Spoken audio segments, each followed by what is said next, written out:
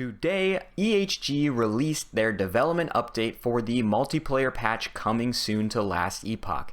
We have some detailed information on how it's going to interact with the current endgame systems.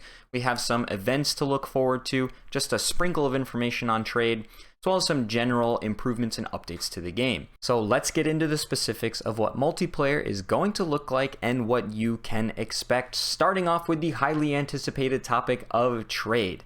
Now, the only thing that we can be 100% certain on is that there will be some sort of trade system as part of patch 0.9, but we don't really know a whole lot more than that. As part of the closed community test program that they ran, there was an item gift system.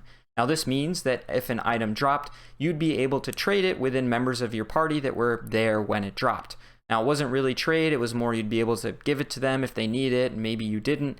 It wasn't a whole lot of a trade system, but it was a way to make multiplayer feel more impactful and be more important. It is important to read the second half of this sentence that says that they've received feedback on it and continued their internal discussions of the system. Now, to me, I interpret that as maybe they keep the system as is, they're happy with it, and they're going to release it as is. They might tweak it, or they might change it and release something completely different. We just don't really know yet. Either way, I respect their decision to dedicate a whole post to trade, and I am excited to read it, and I hope you are too. Now, running around and killing stuff in the Monolith of Fate should approximately feel the same, other than obviously having more people in your maps with you. But there are a few tweaks and things to keep it fun, fair, balanced, and worth doing. The first change I wanted to highlight is that right now, if you die in single player, your Echo portal closes, you lost your reward, and you have to run it again with no rewards, or go run something else instead. In multiplayer, if you die, the portal stays open. Now, this means that if you die, you don't have to sit around waiting, doing nothing for your party to finish. You can go back in, kill the rest of the stuff, you just lose your reward. Now, the next thing I'm going to talk about is how reward selection is going to work. I found this pretty interesting as a PoE enjoyer myself as well. There was kind of a similarity here in that when they were testing this early on, the most optimal strategy would be to run around separately from your party, find all of the good nodes, all of the ones worth doing with a bunch of loot, and then you group back up and then do all of those nodes all at once, collecting all your loot. Now, this was pretty reminiscent of the early 3.19 loot goblin called nonsense, which I'm so glad they caught this thing early and we don't have to deal with that, because that sounds like a nightmare. And the way that they got around this is still providing potential value on bad nodes for the rest of your party. So if you're the party leader, it should still approximately feel the same. You go in, you click on the thing, you go run some echo, and you know what reward you're going to get. But if you're not the party leader, when you click on the little floating crystal thing to click your reward, you will be presented with a screen that looks like this. Now, this will present you with two options. The first option will be the same reward that the party leader saw on the tree, and the second reward will be something that is re-rolled with the same rules and weighting that it would have been if it was on the tree. So this means, like, if you got something bad, like an arena key here, I mean, they show your second option is runes, but that could be a unique or some pile of exalted items. So this means that there's still some value and choice to running not as your party leader and collecting loot as you go on. It's still going to provide some variety and some spice and a little bit of excitement to running even bad nodes, so I think this is a great change. Now let's talk about dungeons. The changes to dungeons are still in the same vein of making multiplayer feel impactful, fun, and balanced. Now, the first change that we see is that there will only be one key required for the whole party to enter the dungeon.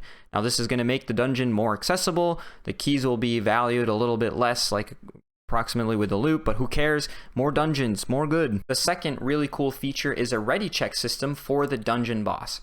So say your party is running around through the dungeon and you've reached the dungeon boss, but you have some members of your party behind still.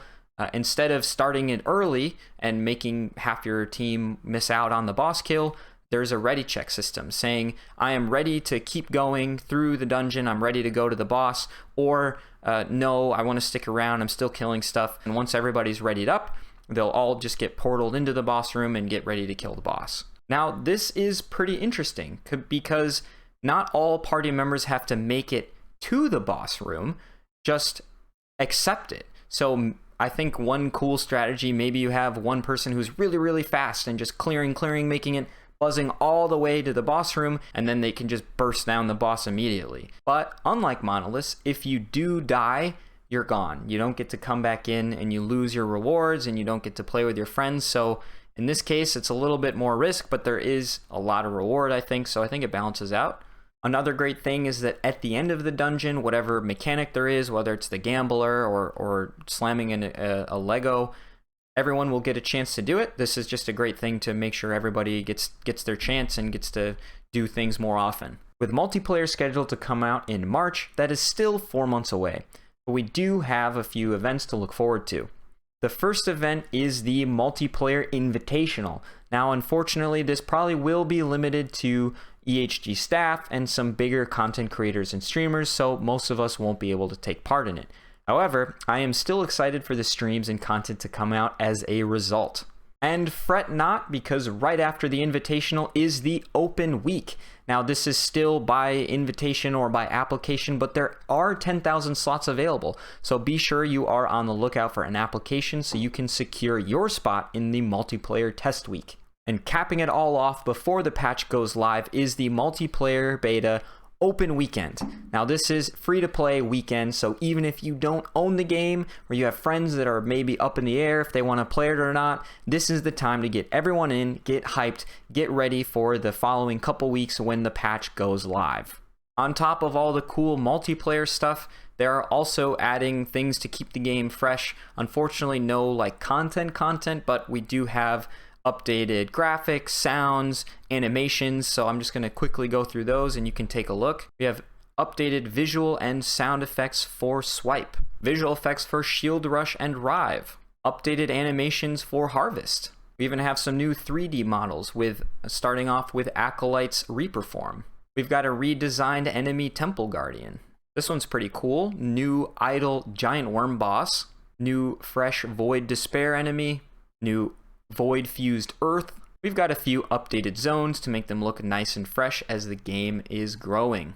So far, I've absolutely loved this game. I think that it is a ton of fun. It's got a lot to offer. It's got the potential to be just an amazing game. I have to say I'm a little disappointed with the community. I mean, not the community as a whole, I guess that's not really fair, but like Reddit is on fire about this whole release. Like 4 months is really not that far. The game's in beta. People are like, the Diablo release and like Path of Exile League and stuff. It's just like, I don't know. I don't want to get caught up in any drama about the whole thing, but it was just like disappointing. I don't know. I think it might just be better to just ignore all that nonsense. Negativity is no fun. I want to have fun and be hyped about the release coming soon and all the events and things, but enough ranting and rambling. That is all the multiplayer news that I have for you today. I hope that you got out of it everything that you needed to, but if there's something that I missed or that you wish I covered, be sure to let me know. I'll answer any questions the best that I can. Stop by soon, as I'll be covering any and all multiplayer news around Last Epoch as it comes out. Thank you so much for watching, and as always, never stop exploring.